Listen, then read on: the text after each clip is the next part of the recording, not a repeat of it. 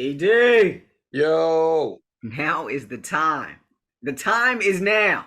football season started. Oh, it's starting, baby. Saturday, it begins. This is the Believe in 49ers podcast.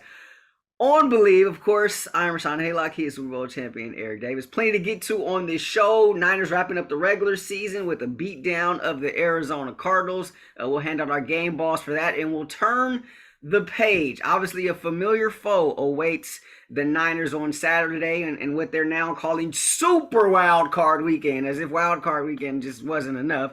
We'll get into that as well. As always, we want to encourage you to continue to download, subscribe, rate, and review. We're located wherever you find your podcast. If there's a like or a follow button on your particular podcast subscription service, go ahead and hit that like or follow button. Feel free to get involved in the conversation on social media. I'm at our Haylock on Twitter. He is at _ Eric Davis _. And on Instagram, I'm at Watch Ray Ray. He is at ED25. Go ahead, give us a like on YouTube as well. That's Believe in 49ers, BLEAV. As always, we are brought to you by the fine folks at Bet Online. Look, whatever you want, they got it, right? College football has come to an unceremonious end. Somebody got a snoozer. Oh, That's a skull dragging. oh man, and you just as a college football guy myself, you just kind of hate to see the season end that way. Not gonna lie, I was drinking a little bit of that TCU Kool-Aid. But how about them dogs, baby? Them dogs came in there with bad intentions. So college football is a wrap, but you got college basketball just starting to heat up. We're really close to March now. We're a lot more closer to March than you would think. Of course, NFL playoffs getting started. You got the NBA going on right now, and pitchers and catchers are going to be reporting pretty soon too next month. So baseball just right around the corner, and of course, who can forget some hockey? You got some puck for you, whatever you want. Our fine folks at Bet Online have you covered. So go ahead, hit over to the website betonline.ag. Get 50% on your bonus for your first deposit using the promo code BELIEVE. That's BLEAV. As always, this is the Believe in 49ers podcast on World Champion Eric Davis. I'm Rahshaun Haylock. So, ED, time to hand out some game balls. Game balls here for the last time in the regular season. That is, who you got, ED? Or should I go first? I'll beat you to it just in case you take my guy Elijah Mitchell. We should have went rock, paper, scissors. There it is. I mean, it was good for him to come back. And, I always like to see 25 out there on the field making plays. But it was good for him to come back and get that field. Not only, did he look good health-wise with his movement and all, he was able to make some big-time plays for him. So it's amazing that the team is actually, they're getting healthier. They're better. At this time of the year. So that was good to see. So that's my game ball, and you can just go ahead and piggyback because I know you got the same guy. Well, I started to go there. I was watching the game and I was like, yeah, man, 25 is looking really good. That speed, you kind of hadn't seen the speed in a long time, and then you see the speed and it's like, wow, the dude's a blur, and it's like, okay, we've been missing that. But I'm going to go a different direction here. Okay. If you will indulge me, along with our fellow, viewers and listeners, I'm going to go Kyle Shanahan, and I'm gonna give him a game ball just for a couple of reasons, right? For beating Arizona? It's more than that. It better be, because Arizona is awful. I told you that. I told you that before the game. It's sort of a culmination of some things. So we talked about this here on the pod, right? And you know how I felt about the trade, for McCaffrey, but this was a guy Kyle felt like he needed, right? And ever since they made that trade, they've gone 10-0. Right, they've yet to lose a game with McCaffrey in the lineup. So you end the regular season on a 10-game winning streak. It's the longest streak to end a season in the illustrious history of that fantastic franchise.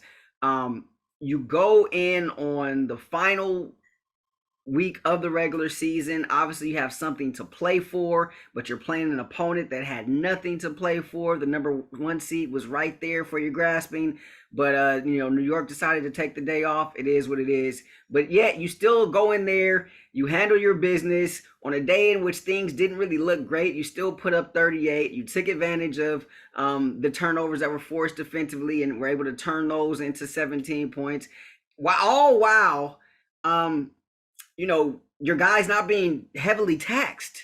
Guys got to sit a lot in that second half, in that fourth quarter in particular. And so, I've been critical of Kyle, but for this run, for him putting an exclamation point on the regular season, go ahead, give him a game ball, give him some flowers right now, while we can. So that's my game ball. That's okay. I'm okay with that.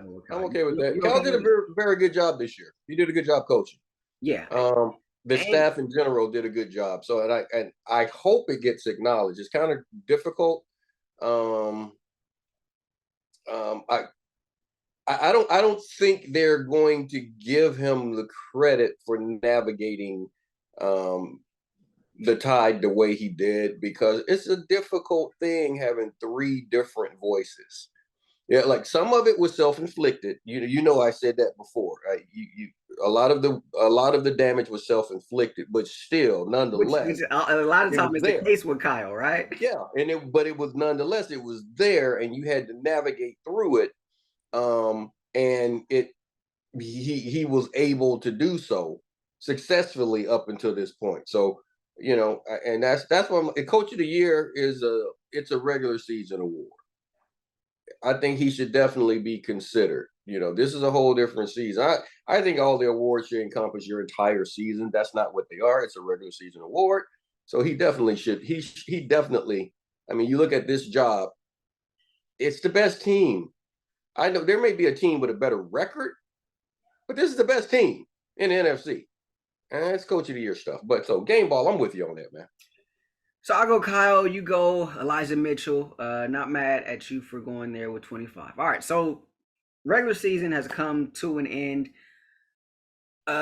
Briefly, I mean, what we saw out there on the field of genes, not much of a surprise. I think the only thing surprising to me was just how close it was in the first half.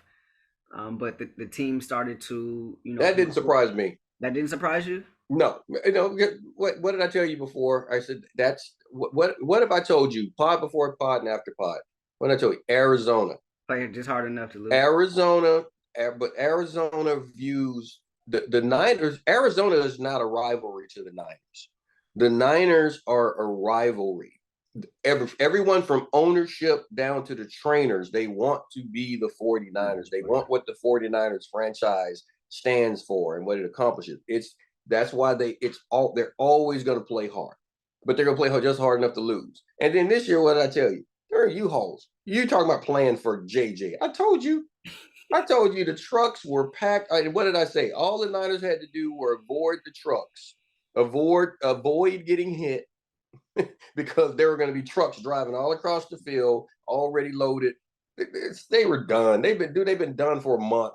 Well, JJ showed up. He had a couple of sacks. They got JJ was playing for JJ. I told you the rest of them were already playing for JJ, right? Because JJ wasn't gonna play no more. So he was definitely playing for JJ. They got an early one, kind of. I don't know. Well, you play the position, so on that touchdown pass to AJ Green, could Diamador have played that one any better? Oh, well, yeah, he could have gotten himself. Well, his eyes got him in the position he was in the first place. He's in coverage. He got his eyes in the backfield. So on the little hesitation and the flip or whatever is happening, he got himself momentarily out of position, got into a chase position. He caught back up, but he caught back up to one of the best receivers that the league has ever seen. So when a professional ball catcher like an AJ Green gets his hands on the ball and you're in a chase position, it's going to be difficult to make that play. So he could have, it's a bad eyes thing. It's a young player. I was getting all the tweets like, he's awful, he's this, he's that. And I'm like, people, he's just young. Two things. Number one, he's young. Number two, he's out of position. That's just not his. Remember, injuries got him out there. That's not his position. It's kind of like Jimmy Ward in the slot. That's not his position. So you're trying to get things done. He has to grow. So bad eyes got him momentarily out of position. He was able to track it, get back in position based on the throw that was made. But that's the only thing that he could have done. He could have had himself in a better position that may have given him the ability to try to fight the ball off, differently. Yeah, I thought there was some of that. I also give kudos to AJ Green. I mean, he went up there, he made a play over two dudes. Dude, and that you said that's AJ. Yeah, I mean that's AJ. I mean, he made a play. Not everybody would have made. Not every receiver would have made that play. AJ's made that play for over a decade. I mean, he's capable of doing stuff like that. So, I'm not as down on 38 as most people are, and I haven't been the whole year because I just know he's young. Yeah. He's young and he's out of position. I don't think that he's an outside guy. Yeah, well, nor do I think he was drafted to be one. Yeah, I think he was drafted to replace K1. Yeah. And so, as a result, like you said, it's been sort of a trickle-down effect, right? E-Man goes out, you're looking for somebody on that opposite side, whether it's Diamador, whether it's Ambry, whoever it is, you're looking for someone there, and then as a result, because Gibson's playing so well. That's the guy you should be. Everyone who's upset with Lenore, that's who they should be upset with. Ambry. Yeah. Ambry was drafted to be out there. Yeah. Ambry's a second-round pick, right? I think he's a second. Oh, the third-round pick. The third-round pick. They drafted him. He was like second or third round, which is a position where you expect that guy to develop into a starter. Ambry. I think he had at least a third-round pick. I don't think he was drafted any later than the third round. But I have taken a lot of hits in the head. So let's see what the Google machine has to say. Yeah, he's third round. You got it. Third rounder. So a third rounder, you're expecting that guy to turn into a starter. I mean, you start looking at third rounders; those are the Fred Warners of the world, right? That's a Navarro Bowman. I mean, a third rounder, you expect him. Now you don't know if they're going to be that good, but you expect them to be. That's someone you counting on. First, second, third round players are third round draft picks. You are expecting them to develop into someone that can be a legitimate starter for you. Ambry is the one you should be getting upset with, where everyone's on him. So that's what I'm saying. Lenore, I think he fights. He gets in position. He was in position on that play, and that's just a growing thing. To where you'll learn to relax. You'll learn not to be in panic mode. You'll learn how to finish that play when you have done all the work. He did the hard part. Yeah, and we've seen the growth this season. I think he's made tremendous strides from last year. So if we weren't seeing the growth, I think I'd be a little bit more down on him. But I'm not one of those who are down on him. Obviously, I mean, there's this guy I've watched kind of grow up, so there's that as well. So a little bit of bias there on my part. They took care of business in the second half. No qualms there. I think they did what they had to do. Anything else stick out to you from this game? No. You know what? You got out without injuries. You got out of the game healthy, right? I mean, look at the Chargers and Mike Williams. That's what stuck out to me. You came into the game. I think it was handled correctly. You go play. What I said before. You got an opportunity to play for you got to keep that number 2. You had a shot at number 1. We discussed this before. You go play the game. You play football. You play wide open. They did that. They got out healthy. As you said, it came to a point to where, okay, this one's over. It doesn't matter. You start, you utilize guys accordingly. But they got out safe. So that's the most important thing. You beat up on a bad team the way you're supposed to beat up on a bad team, and you move on. And because Minnesota won, you still have to play, right? You still had to win. Because Minnesota won, if you wanted that too. You had to win the game. And you won it convincingly. Yeah, which brings up another point that I was thinking about as well. All right, so here we go. It's time to turn the page. Absolutely. Postseason is here, right? And the Niners are going to be kicking things off on Saturday against the Seahawks. I like it. It'll be, of course, you like it. I know you like it. So I like it. this just sort of goes back to what we were talking about this a little bit last week, and this is the Believe in 49ers podcast on Believe. He is Super Bowl champion Eric Davis. I'm Rahshaun Haylock. I sort of alluded to this a bit last week, right? From a sense of, obviously things were different, right? Because Minnesota ended up winning, so you kind of had to play the game if you still wanted to secure that number 2 seed. And so my question to you was, just how important is the 2, right? And for home field, obviously that sticks out for you. Yeah. For me, at the 3 seed, you get at least one home game. Maybe more than that, depending on how things sort of shake out. But having home field isn't an end-all, be-all for me with this team, because I know this is a team that packs its luggage well. It can travel. And as far as opponents that you would have to go on the road to play against, Minnesota's indoors, and Philly is not outside.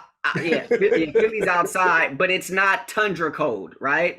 Yeah. So it depends. Which you sort of explained. Get a nor'easter coming up through there. But I remember last year I was, freaking out about, them going to the tundra, and you said, there's levels to this in terms of the weather, right? Once it gets to a certain point, then that's where you're like, you can't think straight cold. But, anything besides that, it's sort of whatever, right?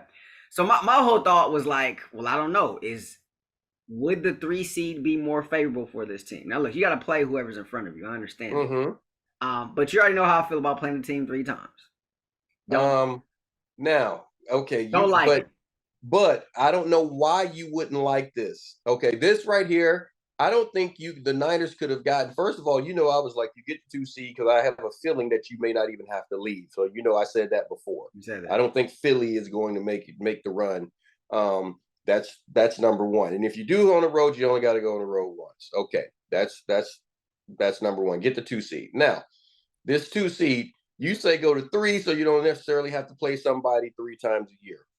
Going into the playoffs, I don't think there's a better scenario for this year's 49ers team than to have to play the Seattle Seahawks. Tell you why. You have a quarterback, rookie quarterback. The game is about to change. The pressure is about to change. Right now, remember I said you were playing with house money? No longer playing with house money. It's yours. You got the key. Number 13 now has the key to the franchise. You have an opportunity because everything was put in place, win 2 games, we're in the playoffs. Now we do this stuff and it's about seeding. Right now, Purdy, you have an opportunity to be a legend, bro. You have an opportunity to win number 6. And it is on you. Ain't nobody coming to save you right now. There are no mulligans. It's 0-0. Can't have a bad day. Guess what you get to do?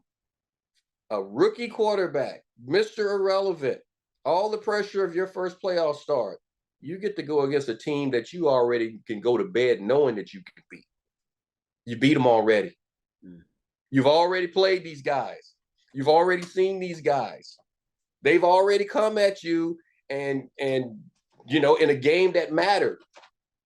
You were still fighting for the division. They were still fighting for their playoff life, and you beat them in their place. You don't think you're confident that you can beat them in yours? That's the absolute best case scenario, that this player gets to go into a playoff game against an opponent. It's not someone you haven't seen. It's not something you got to figure out. It's a scheme you've played against. It's players you've played against. It's a team that you have literally seen yourself beat. I love it. I love it. so that would be the Seahawks as opposed to the Giants. Now, as I mentioned, would prefer not to see a team for the 3rd time.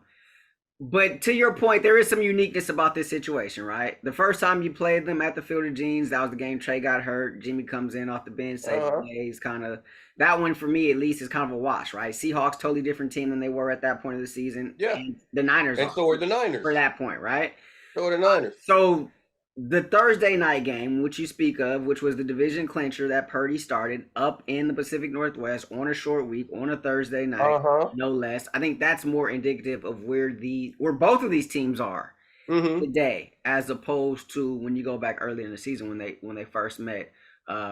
initially, and one of the main things, of course, Purdy being there at quarterback. So there is something to that.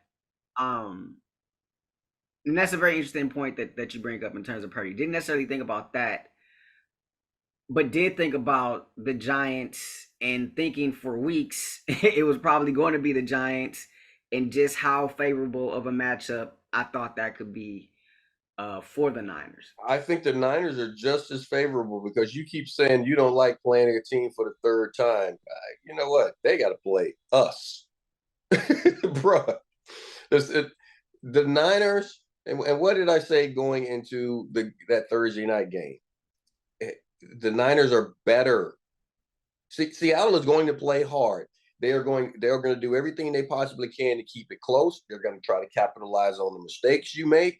I told you that's how this team is built.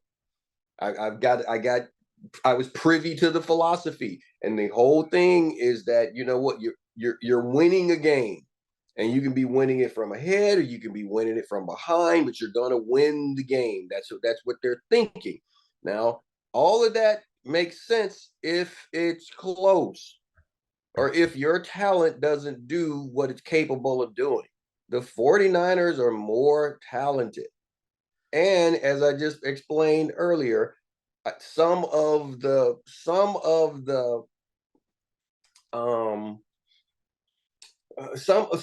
atmospheric, stresses that go along with the playoffs, I don't think they will be there for the first timers because it's a known opponent. I just think that's going to be there. They'll be a little bit more familiar with you because they have more tape on you, but vice versa, you have more tape on them as well. And there you go. And it's a zero-sum game now. It's none of that. Well, they're going to come in and they have nothing to lose. Yeah, they do. They got a playoff game to lose, just like you. They got a chance for a Super Bowl to lose, just like you. So the same pressure is there. I just think you have a better chance of applying it if you're the Niners because you know you can beat this team. And they know that you can beat them. They know that they have to play perfect. I'm sorry. This isn't one of those games where you go into it, if you're the Seattle Seahawks, you go into this game and we just do what we do and we'll be okay. No, you better do something special, because if you do what you do, you're going to lose by 3 scores. The Niners are that much better than you. I'm really happy that this is the first opponent that Purdy gets to see. But Pete, right? I mean, Yeah. And you were up there, Yeah, before the start of the season.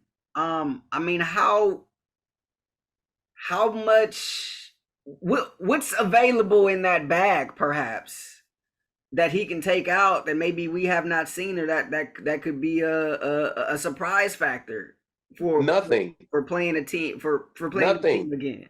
Nothing. The Seattle played an entire season. They're an average football team. The Niners played an entire season. They are an above average football team. They are a very good football team with an opportunity to be a great team. The Niners are better. There's nothing you're gonna pull out of the bag. DK is DK. Yeah, I mean, you can go across. You can go. I mean, their run game. I mean, K9 running the ball. You're giving the ball. Walker is going to be able to do his thing. You got the speed in 16 at wide receiver. Geno is playing really well. Geno is one of those guys that he can make plays. You know that he can make plays with his leg, with his arm. He'll make the right decisions. That's what's going to happen. Defensively, they are who they are. They're not this. It's not the Legion of Boom. As a matter of fact, their best defensive player is gone now. He got hurt. So because I think Jordan got hurt, I believe. Brooks. And so I mean, they don't.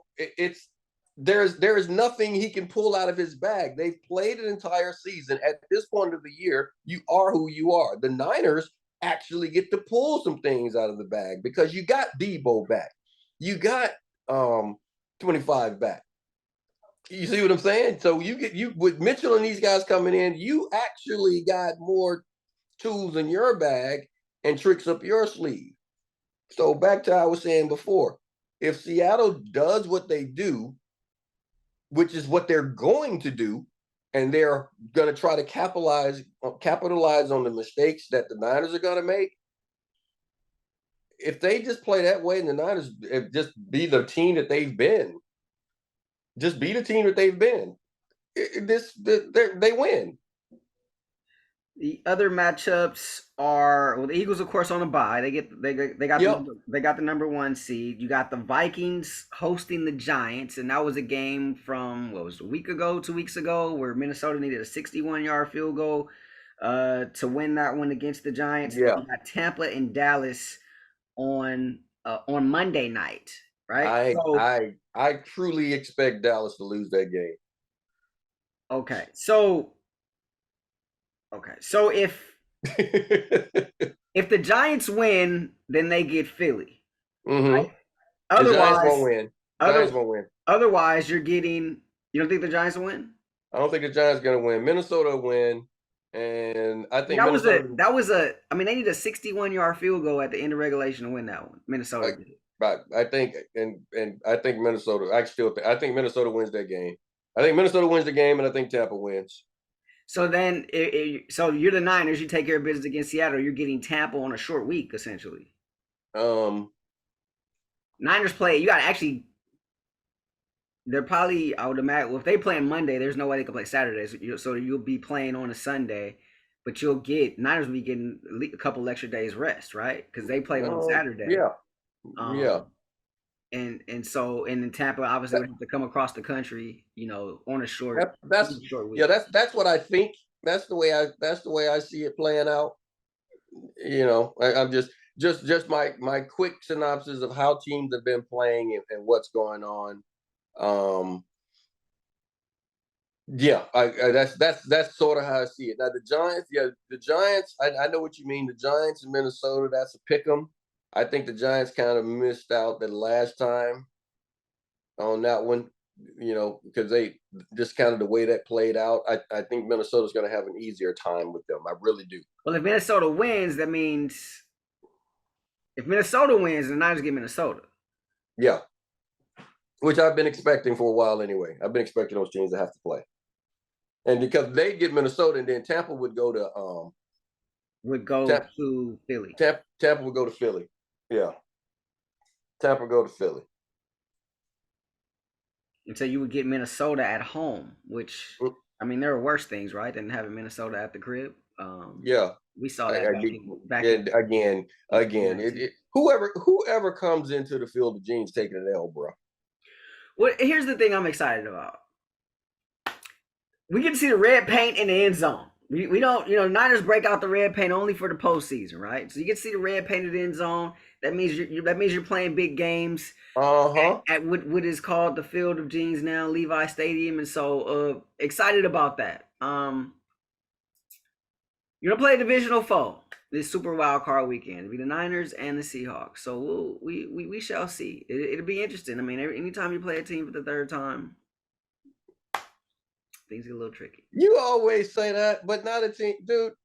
Just like last year. What do I told? Drop picks matter. Just take advantage of it and don't miss the layup like they've been doing. Just just make your plays and do what happens. You should have beaten the Rams last year, but you let them off the hook. Don't let Seattle off the hook because at least last year, the Rams were a good football team. Seattle's an average football team. Their record says so. Their stats say so. Their season says so. The Niners are better than that. So just it's not overlooking anyone. It's just I just know I've been in those situations playing these teams like that. I just know you're not good enough. I'm not. You're in the Seattle Seahawks are in the way of what the Niners are trying to accomplish. And if anybody in that locker room is looking at this game differently, shame on them. If there's any player on this team there's not I'm not looking past you. I'm looking through you. You're in my way. That's it.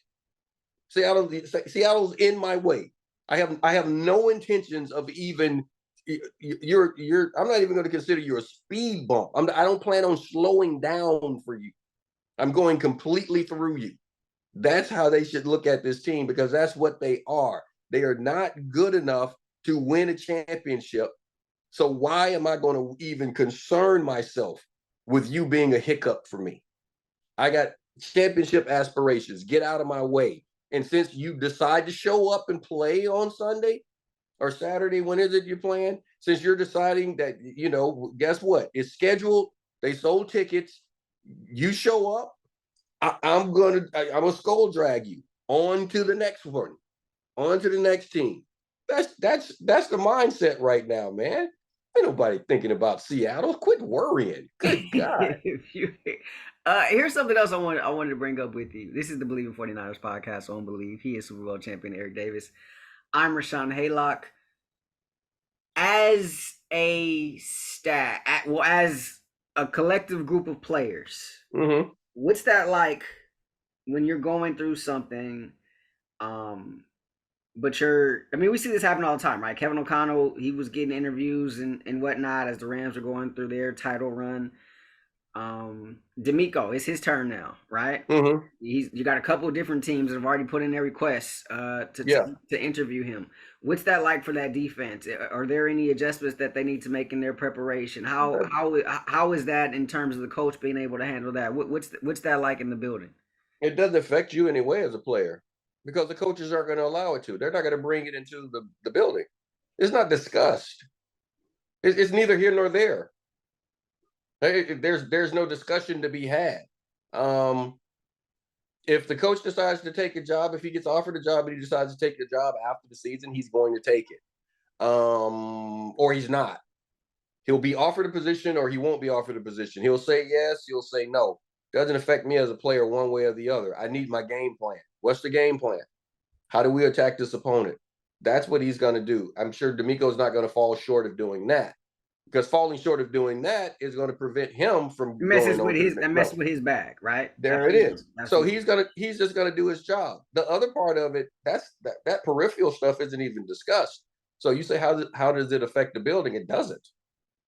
No more than, hey, you see it on the ticker, you see it, on social media. So and so is a candidate for this position. All right. Truly, there's nothing that you can do about it. While I was playing, I had coaches, get offered positions all the time. Holmgren was there, then Holmgren was gone, and Ray Rhodes was there, and then Ray Rhodes was gone. Homo was there, then Homo was gone. I had Jeff Fisher was there, then Jeff Fisher was gone. Pete Carroll was there. That's what happens. It's a part of the business. And if you're playing well, you know it's going to happen. Because what did I tell you? Just like way back with Saleh, didn't I tell you it's amazing? That's the good thing. It's not the first time with this group, right? It happened with McDaniel last year, right? Yeah. Saleh as well, right? The year before. So yeah. If you're playing well, if you're winning, they're going to try and grab your coaches. That's just a part of it. They're going to go. It's no different than players. If your team is really, really good, guess what? The opponent is going to try to get your players. Especially divisional opponents. If they can, they're going to try to get your players, because that's the fastest way to beat you, and they want what you have. So that's just a part of it. And but yeah, it doesn't affect you as a player. It doesn't, because it has no relevance to what you have to do today. Well, the regular season has come to an end. Niners finished the regular campaign 13-4, 10-2 in the conference, 6-0 in the division.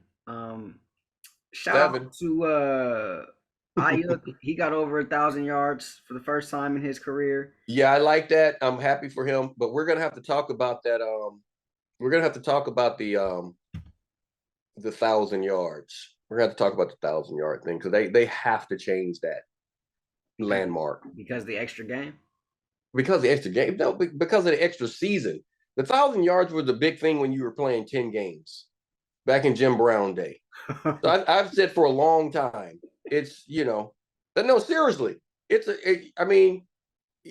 really, truly, you get 1,000 yards now, you can be really, really average. 1,000 yards was supposed to be a great season. You know what I'm saying? Yeah. You don't even have to be good. Now, Ayuk, I told you, 11 is a 1. I like, I've been saying that forever. I like him a lot. But I'm just saying the measuring stick on a good season, they have to move the goal line some.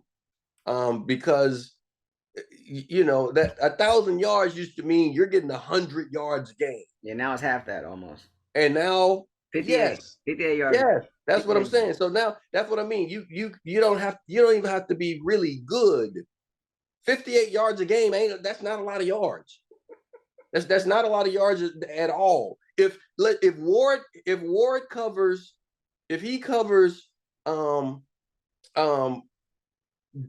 Metcalf on Saturday, he holds Metcalf to 58 yards on Saturday. We're gonna be applauding like. Thank you. Like, hey, thank you. Yeah, no, yeah. Thank you. But by the standards, that's a hell of a day. Yeah. You see my point? By the 1,000 yard standards, that's 58 yards is a hell of a day for a receiver. And we all know that if he holds him, I don't care if he has 10 catches. If he has 10 catches for 58 yards, we're gonna be like, okay. Diamador hold Metcalf to 58 yards and be buying him dinner. Up in Santa Clara. Thank you. So that's what I'm saying. That needs that landmark's got to be at least 1,500 yards. I mean, it's got to be a minimum 1,500 yards. So you're talking about for backs and receivers? For backs and receivers. That number needs to move up where we keep saying he got 1,000 yards. That number, because it should have been up a long time ago. Yeah, I'm not. You got almost twice as many games now to do it. Yeah, I'm not mad at that. Back when it was 16 game season, and they were talking about some tailback. I forgot who it was, but they said so and so reached 1,000 yards, and then I did the math. And I'm like, this is all it takes for 1,000 yards. Yes. So yeah, there's something. That's why I'm like, when you were doing what Frank Gore was doing, when you were getting 13, 14, 1,500 yards a season, that's something to talk about. When you're doing with Barry Sanders, when you're doing that, like he's getting 1,600 yards a season, you look at that. That's what I'm saying. Now this dude is averaging in Eminem. You had these seasons where you're averaging over 100 yards. Now that's different. See, that's the equivalent of that 1,000 yards. Yeah. I mean, but that's what I'm saying. That number has to go up. It has to go up to at least 1,500 before I can say this guy had a great year. Because by 1,000 yard standard, Ayuk had a great year. He did not have a great year. A good year. He had a good season. Yeah. And came on. And he's going to continue to grow. Yeah. But that's all I'm saying. His best as a pro, no doubt. Kittle finished with a career high 11 touchdowns. And Bosa came up just shy of that sack record held by Smith. He finished with 18.5. And that's what he was going for. He wasn't necessarily going for the NFL record. He said he really wanted Smith's record. So he came up just shy of that. So that means he's going to have to come back and get it next year, I guess. Right? You got to get it next year. That's right. Got something else to chase. I hate being a quarterback because both was chasing a record. Because he just said out loud he wants it. Yeah. Right? He definitely said that. So it'll be the Niners and the Seahawks to kick off Super Wild Card Weekend on Saturday. One of two games on Saturday in the NFL. The Jags and the Chargers will be the other game. And so we will discuss more of these Seahawks, more of these Niners, of course, later on in the week. As always, want to encourage you to continue to download, subscribe, rate, and review. We're located wherever you find your podcast. If there's a like or follow button on your particular podcast subscription service, go ahead and hit that like or follow button. Give us a like on YouTube as well. That's Believe in 49ers. Hit us up on social media. I'm at Haylock on Twitter. He is at _Eric Davis _ and on Instagram, I'm at Watch Ray Ray. He is at ED25. So, from a partner, Super Bowl champion Eric Davis, I'm Rahshaun Haylock. This has been the Believe in 49ers pod on Believe.